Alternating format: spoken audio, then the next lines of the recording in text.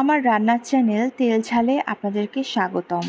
আমি আজকে আপনাদেরকে রান্না করে দেখাবো মাটন কষা বা খাসির মাংসের কষা। এখানে আমি নিয়ে নিয়েছি 1 কেজি পরিমাণ খাসির মাংস। আমি ভালোভাবে ধুয়ে পানি ঝরিয়ে নিয়েছি। আমি এখানে খাসির মাংস রান্নার জন্য একটা মশলা তৈরি করে নিয়েছি, যার লিঙ্ক আমি ডিসক্রিপশন বক্সে দিয়ে দেব।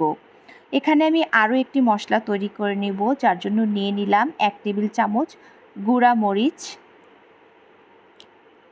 এখানে আমি নিয়ে নিলাম আরও জিরার গুঁড়া 1 টেবিল চামচ এবং হলুদ 1 টেবিল চামচ নিয়ে আমি এখানে গরম পানি দিয়ে একটি পেস্ট তৈরি করে নিব। এখন আমি কড়াইয়ের মধ্যে আধা কাপ পরিমাণ সয়াবিন তেল দিয়ে দিয়েছি এবং 1 কাপ পরিমাণ পেঁয়াজ কুচি দিয়ে ভেজে নিব যতক্ষণ পর্যন্ত পেঁয়াজের রঙগুলো ব্রাউন কালার না হয়ে আসে। পেঁয়াজগুলোকে আমি খুব ভালোভাবে ভেজে নিব, ব্রাউন কালার না হয়ে আসা পর্যন্ত। পেঁয়াজ ভাজা এ পর্যায়ে হয়ে গিয়েছে। আমি এখন দিয়ে দিব 2টি দারুচিনি। এর মধ্যে আমি আরও দিয়ে দিলাম তেজপাতা। মশলাগুলো আমি আগে থেকে ধুয়ে নিয়েছি। এখন আমি আরও দিয়ে দিব এলাচ, লবঙ্গ এবং আধা কাপ পরিমাণ পেঁয়াজ বাটা দিয়ে আমি মশলাগুলোকে একটু নাড়িয়ে চাড়িয়ে নিব।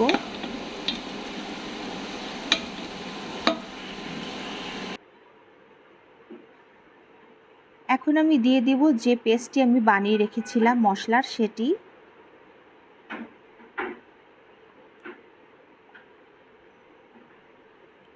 এখন আমি দিয়ে দিব 1 টেবিল চামচ আদা বাটা, দিয়ে দিব 1 টেবিল চামচ রসুন বাটা। এখানে আমি একটি টমেটো পেস্ট করে নিয়েছি, দিয়ে আমি মশলাগুলোকে ভালোভাবে নেড়ে চেড়ে নিব।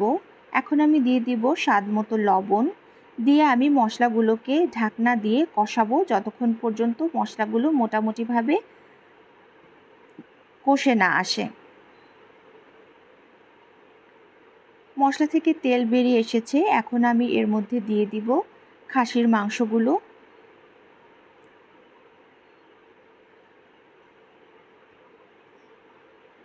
আমি এখানে বেশি মশলা কষিয়ে নিইনি, আমি মাংসগুলো দিয়েই মশলাগুলোকে ভালোভাবে কষিয়ে কষিয়ে রান্না করব।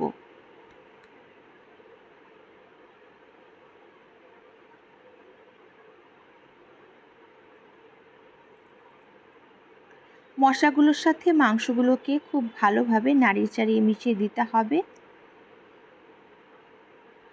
এখন আমি এর মধ্যে দিয়ে দিব আমি যে খাসির জন্য শাহি মশলাটি করে রেখেছিলাম সে মশলা।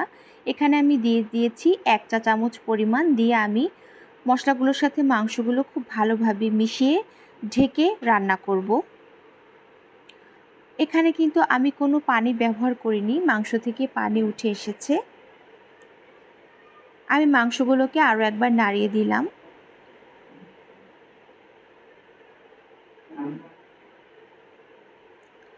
আমি এর মধ্যে আরও দিয়ে দিব আধা কাপ পরিমাণ টক দই।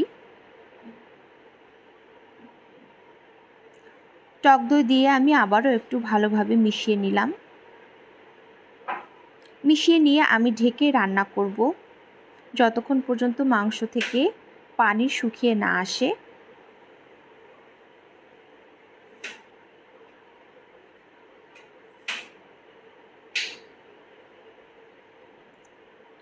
এখানে মাংস কষানো মোটামুটিভাবে হয়ে গিয়েছে। মাংসের ওপর থেকে তেলও উঠে এসেছে। এ পর্যায়ে আমি মাংসের মধ্যে কষানোর জন্য 1 কাপ পরিমাণও আবার গরম পানি দিয়ে দিলাম। গরম পানি দিয়ে আমি আবারও ঢেকে রান্না করব। এতে করে মাংসটা খুব ভালোভাবে সিদ্ধ হয়ে যাবে।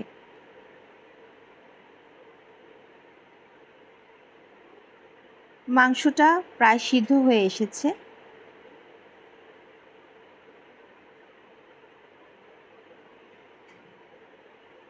মাংস সিদ্ধ হয়ে গেলে এখানে আমি আরও 2 কাপ পরিমাণ গরম পানি দিয়ে দিব। গরম পানি দিয়ে রান্না করলে মাংস খুব তাড়াতাড়ি সিদ্ধ এবং রান্না হয়।